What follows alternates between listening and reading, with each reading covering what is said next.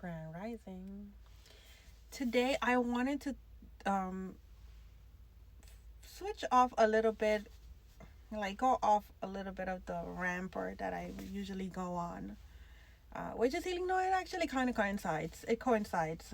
It's a little bit deeper in the sense of when we look at the pain that we go through, when we look at the events that occur in our life, at the traumas that we endure, when we look at history repeating itself, that's the key. So I get revelations in my dreams, right? And so last night I was guided. I'm also trained in my dreams. So last night I was instructed to speak on ancestral pains, ancestral traumas, generational curses, and how we should all take responsibility and choose to heal that, right? And how to identify those generational curses, those pains that our ancestors went through, the traumas that they have endured, and the events that they went through that left scars on them, and how sometimes that repeats itself until somebody in the bloodline chooses to stand up and heal. And so, again, I speak on things that I've gone through, right? And so you'll say, but you speak on it like you speak on so much, because I've gone through a lot. I don't look like what I've gone through. The reason being that I don't hold resentment or unforgiveness in my heart. And because of that, that automatically gives humans youth. So instead of me aging,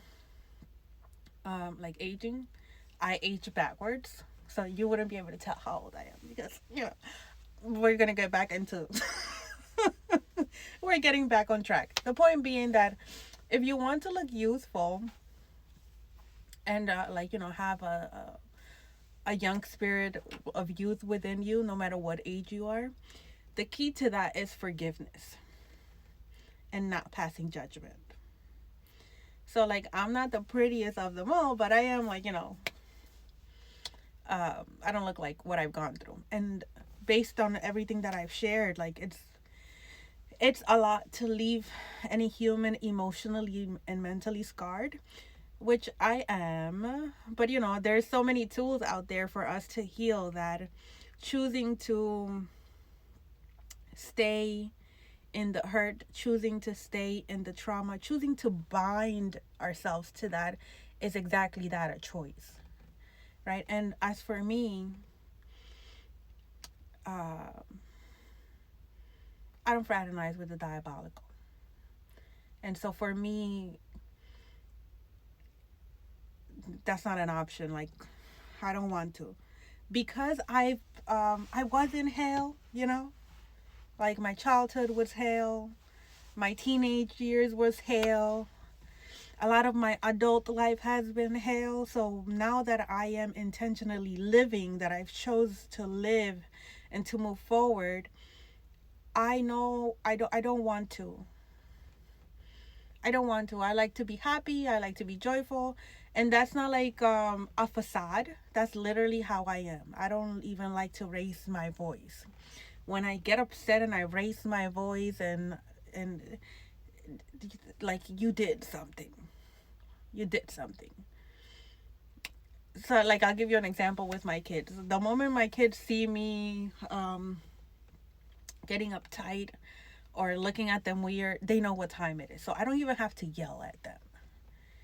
They know. I don't know if that makes sense. Also, people who are close to me, they'll I'm usually upbibbity, happy. So if something bothers me, you'll be able to know that it bothers me, because I can't, I'm not in between. I don't know how to do the facade thing, the pretending. I don't know how to do that.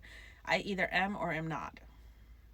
And so when I'm not, I'm like, why am I not happy? Like, why am I, or at least not at, why am I not at peace, right? It's not like I'm going to be happy all the time, but there's a state of peace that I acquired to have. And even in my times of trouble, of um, testing, I still have peace. So that wasn't even what I was supposed to be talking about. I'm supposed to give a message about the ancestors. I get off track. I need to start creating lessons and like developing them and bringing them to reality instead of just going with my brain. Okay, so my ancestors wanted me to speak about healing generational wounds and identifying those wounds and generational curses and generational traumas and doing better than our ancestors did so that we can heal the bloodline. That's what they wanted me to touch on. Healing our bloodlines. I remember now. And so I speak a lot about God being with it, right? I speak about healing. I speak on self love. And so this is where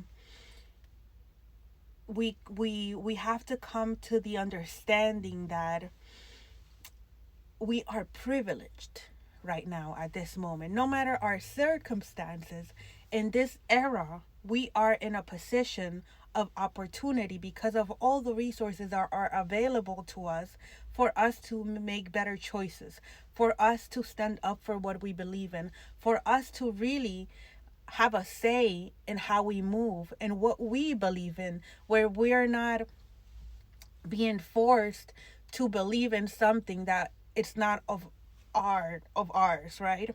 So I give I use myself as an example because, well, that's what I'm just going to talk about me. And when I talk about me, this is not about like perfectionism. I don't believe in perfectionism, and I don't believe I'm perfect. I just have overcome a lot, and because I've overcome a lot, I'm able to speak on it, which means I'm able to teach on it, and this is my calling. So that's what I do. And so I use myself as a reference, so that like to as an example, because one, I'm not scared of my shadows. I don't care about what people say or think about me. This is what I do because this is what I'm called to do. This is what God calls me to do. This is how I pay back to God, my ancestors, and my spirit team for them saving my life and my children's life and having me here. And just the fact that I'm able to speak like the way that I do is a miracle based on everything that I've gone through. Right? So